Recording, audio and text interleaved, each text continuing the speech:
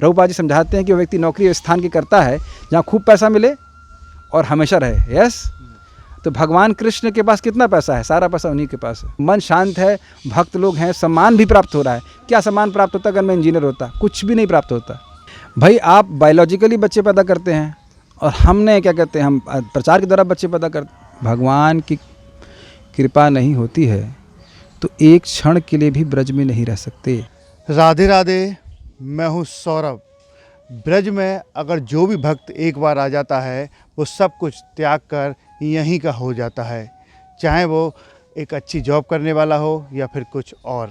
हमारे साथ एक भक्त हैं, आइए इनसे बात करते हैं। राधे राधे। हरे कृष्णा। क्या नाम है आपका? मेरा नाम शुभ कृष्ण दास है। मैं यहाँ पे सेवा करता हूँ गौशाला के मैनेजर के रूप में। शुभ कृष्ण प्रभुदास जी, आपका नाम शोभित है, तो ये कहानी कैसे शुरू हुई आपकी? देखिए, शोभित मेरा लीगल या कर्मी नेम है। मैं साउथ इंडिया में गया था इंजीनियरिंग करने के लिए, तो वहाँ पे भक्ति तो हमारा कोई संपर्क नहीं था, लेकिन एक व्यक्ति आए थे, वो भी आईटी, उनका लिखा हुआ था आईआईटी कानपुर से, वो मैकेनिकल पास आउट हैं और वो पर्सनालिटी डेवलपमेंट पे क्लास दे रहे हैं। तो मेरा जाने का कोई प्रयोजन भी नहीं था, लेकिन एक मेरा मित्र, हमारे लॉबी में पोस्टर लगा हुआ था, बोला कि डीन आएंगे और वो अटेंडेंस लेंगे। तो केवल अटेंडेंस लगाने के लिए मैं वहाँ चला गया था और वहाँ पे उन्होंने बताया कि इस प्रकार से हम शरीर नहीं हैं, हम आत्मा हैं। भगवान के बारे में बताया। श्रील प्रभुपाद जी इस्कॉन के संस्थापक आचार्य, उनकी पुस्तकें प्राप्त हुई, तो मुझे बहुत अच्छा लगा। और मैंने उनसे पूछा, उस समय आईआईटी की तैयारी भी कर रहा था मैं, कि फिर से मेरा आईआईटी में हो जाए। तो मैंने पूछा कि मैं आईआईटी की तैयारी कर रहा हूँ, मेरा दिमाग कैसे और फोकस हो जाए। ये बहुत इंपॉर्टेंट पॉइंट सभी बच्चों के लिए रहता है, पढ़ने वालों के लिए। तो उन्होंने कहा बहुत सिंपल सी बात है, अगर आपके मन से कचरा हट जाए तो आपका मन अच्छा कार्य करेगा। जैसे कि कोई भी कंप्यूटर होता है, उसमें से आप रैम में से कचरा हटा देते हैं तो काम करता है अच्छे से। तो उन्होंने कहा ये महामंत्र ले लो, उसको जप करो। उन्हें कार्ड दिया था, तो मैं हरे कृष्ण मंत्र जपने लगा और बड़े आश्चर्य हुआ कि मेरा मन बड़ा शांत होने लग गया, मन में पवित्र विचार आने लग गए। उसके बाद हम छोटी पुस्तक लिए थे प्रभुपाद जी को, वो पढ़ने लगे। उससे बहुत मन में जो एक भय होता है ना कि एग्ज़ाम में क्या होगा, सब समाप्त हो गया। मेरा प्री भी क्वालिफाई हो गया, उसके बाद मेंस भी क्वालिफाई हो गया, ऐसे करके। तो वहाँ पे भक्तों के संग में आया और फिर उसके बाद आईआईटी में आ गए थे। तो आईआईटी में आया जब मैं, वहाँ पे सिलेक्शन हो गया था मेरा आईआईटी में। आईआईटी कानपुर में जब हम पढ़ रहे थे, तो वहाँ भी हमारे एक सर हैं लीला पुरुषोत्तम प्रभु, वो उनके घर में भक्ति होती, तो वहाँ भक्तों के संपर्क में वहाँ से भक्ति करते रहे, ऐसे रहता। मूलतः आप कहाँ के रहने वाले हैं? मूलतः जन्म बुलंदशहर में हुआ, लेकिन हम लोग 89 से लेकर के 2001 तक, तो मैं 2002 तक लखनऊ में रहा, तो कह सकते हैं लखनऊ में रहे मोस्ट प्रॉब्ली। तो आप ये भक्ति के पथ पर चल पड़े, आपके परिवार वालों ने ये नहीं कहा कि आप आईआईटी करे हुए कानपुर से, इतनी अच्छी जॉब लगी होगी आपकी, तो मना नहीं किया? देखिए, जब कोई व्यक्ति स्वतंत्रता संग्राम में भाग लिया था तो मम्मी से पूछ के नहीं लिया था।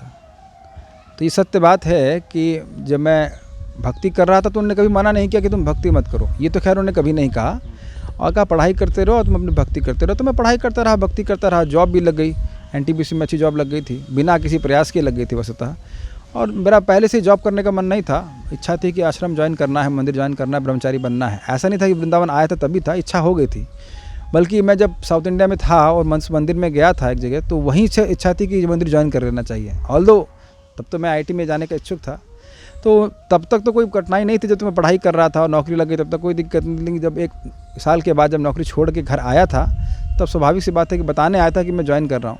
तो माता जी भी रो रही थी और बहन भी रो रही थी और पिताजी कुछ बोले नहीं, लेकिन एक विशेष घटना हुई थी जो बड़ी आश्चर्यजनक है मेरे लिए भी।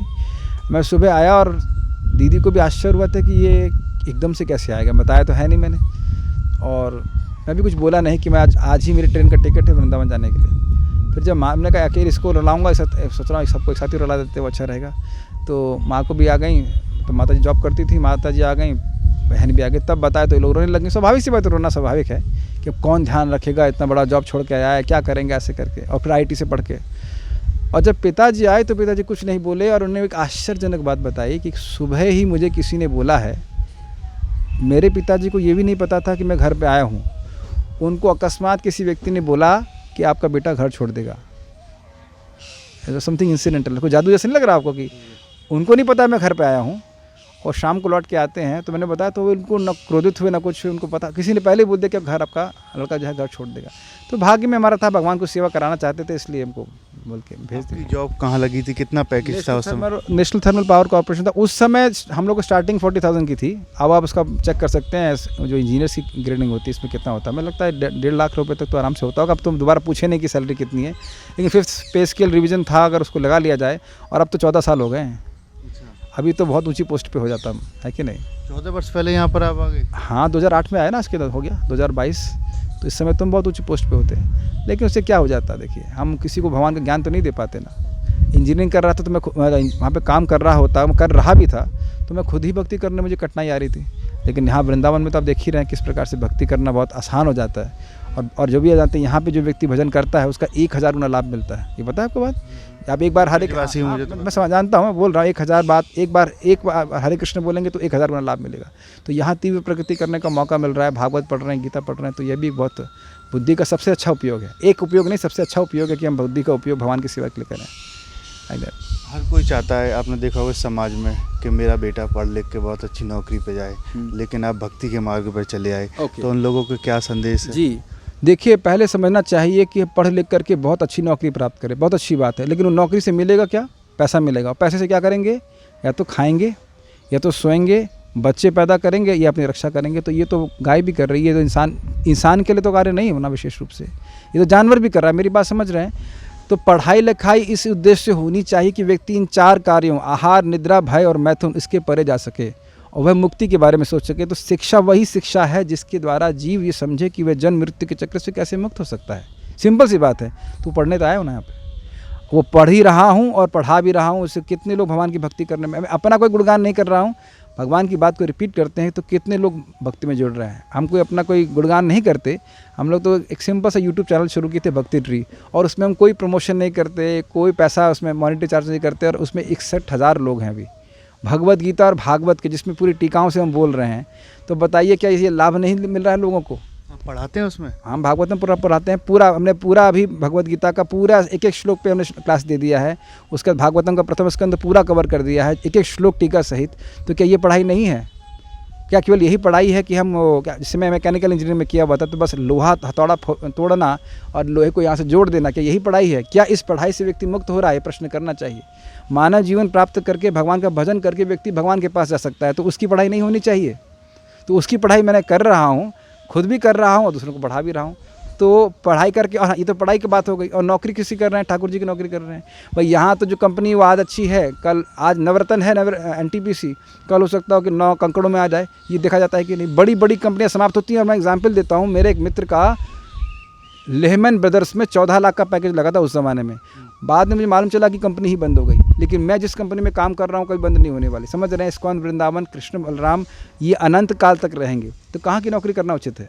प्रभुपाद जी समझाते हैं कि वो व्यक्ति नौकरी उस स्थान की करता है जहाँ खूब पैसा मिले और हमेशा रहे। यस, तो भगवान कृष्ण के पास कितना पैसा है? सारा पैसा उन्हीं के पास है। आपको लग रहा है मैं कमज़ोर हूँ? खाने पीने कोई दिक्कत नहीं हो रहा है? खाने पीने के लिए भगवान तो कोई दिक्कत नहीं दे रहे। मन शांत है, भक्त लोग हैं, सम्मान भी प्राप्त हो रहा है। क्या सम्मान प्राप्त होता? अगर मैं इंजीनियर होता, कुछ भी नहीं प्राप्त होता। और प्लस हम इस बात को शास्त्र के अनुसार जानते हैं, जो व्यक्ति भगवत गीता का प्रचार करेगा, कृष्ण स्वयं कह रहे हैं, उसे भक्ति प्राप्त होगी। इस नौकरी के लाभ बता रहा हूँ। और अंत तो गत्वा मेरे पास जाएगा। तो हम तो कुछ गलत नहीं कर रहे हैं। पढ़ाई लिखाई करके नौकरी प्राप्त कर रहे हैं, तो अलग क्या किया मैंने? आप मेरे बात समझ रहे हैं? उत्तर मैं समझ रहा हूँ। माता पिता की अभिलाषा होती है लड़का पढ़ लिख कर नौकरी करे, अच्छी कंपनी में काम करे। तो हम पढ़ लिख करके अच्छी कंपनी में तो काम कर रहे हैं। आपके पिताजी क्या करते थे? पिताजी इंजीनियर थे, इरिगेशन डिपार्टमेंट में। तो उनने आपसे पहले ही पता पड़ गया था उनको कि आप जाने वाले हैं? हाँ, और मेरी कुंडली में भी इस प्रकार से लिखा है, कोई व्यक्ति उनको सिद्ध वाक्य बोले कि आपका लड़का तो बस गलती से इंजीनियरिंग कर लिया, उसको तो घर पहले छोड़ देना चाहिए था। ऐसा रहता है। ये इंजीनियरिंग का ट्रैक अलग होता है, लेकिन ये भक्ति का, भागवत और गीता आपका ज्ञान देते हैं, तो ये सब कुछ कैसे संभव हो पाया? संभव होना, देखिए बहुत सिंपल सी बात है। जब हम IIT में पढ़ रहे थे तब भी हम लोग शाम को हमारे सर के पास जाते थे, लीला पुरुषोत्तम प्रभु, वो इलेक्ट्रिकल इंजीनियर के हेड, वहाँ पे असिस्टेंट प्रोफेसर थे।